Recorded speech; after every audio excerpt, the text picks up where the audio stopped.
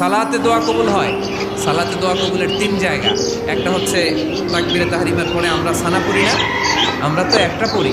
আল্লাহর হাবিব সুন্নাহ এবং নফল নামাজে আরও পড়তেন সানা, ওই দোয়া কবুল। দুই নম্বর জায়গা সালাতে সেজদায় পড়ে দোয়া করলে কবুল হয়। আকরাবু মা ইয়াকুনুল আবদু মির রাব্বিহি ওয়া হুয়া সাজিদ ফাকসিরু ফীহি দুআ। বান্দা যখন সেজদায় লুটিয়ে পড়ে, বান্দা আল্লাহর সবচেয়ে কাছে চলে যায়।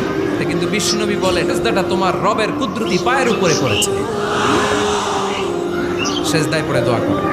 সালাম ফিরানোর আগে বিশ্বনবী দোয়া করতেন, লা ইউসাল্লিমান্না আহাদুকুম হাত্তা ইয়াতাআওয়াযা মিন আরবা। আল্লাহর হাবিব বললেন, চার জিনিস থেকে পানাহ না আছে আমার উম্মত যেন সালাম না ফিরায়। তারা যেন পড়ে, আল্লাহুম্মা ইন্নী আউযু বিকা মিন আযাবিল কবর, আউযু বিকা মিন আযাবি জাহান্নাম, আউযু বিকা মিন ফিতনাতিল মাহইয়া ওয়াল মামাত, আউযু বিকা মিন ফিতনাতিল মাসীহিদ দাজ্জাল। আল্লাহ কবরের আযাব থেকে বাঁচাও, আল্লাহ জাহান্নামের আগুন থেকে বাঁচাও, আল্লাহ জীবন